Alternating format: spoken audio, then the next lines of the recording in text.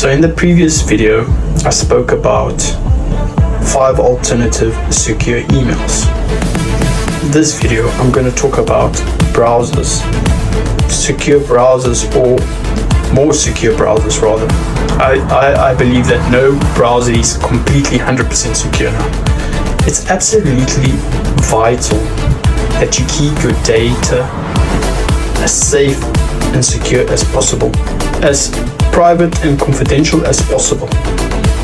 It's fine if you have, for instance, like dummy accounts, I call it dummy accounts, I don't know what you guys call it, where you just have an email that you use on a day-to-day basis, for instance for your YouTube channel, or just for ordinary emails that are not very relevant, very important emails. They just basically notifications from TikTok, or things like that, ordinary messages.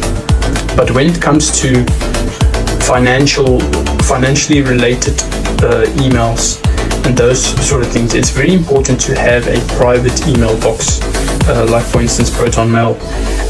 Apparently their servers are in Switzerland, if I'm not mistaken, so they are pretty secure. It's not easily accessible for now.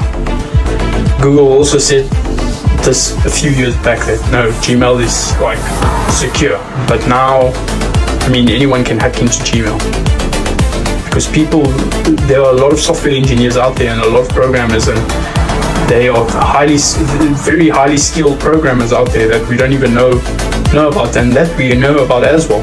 So it's absolutely vital that you get a private email. Try to secure your accounts, because you never know what could happen. Anything could happen. So if you at least have some security, you have an advantage over another person.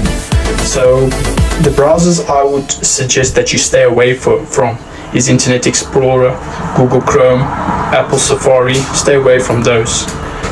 The browsers that I think you could use that could still keep you anonymous, mainly Firefox, and also you can use the Brave browser, and then there's another one called Vivaldi and Tor browser.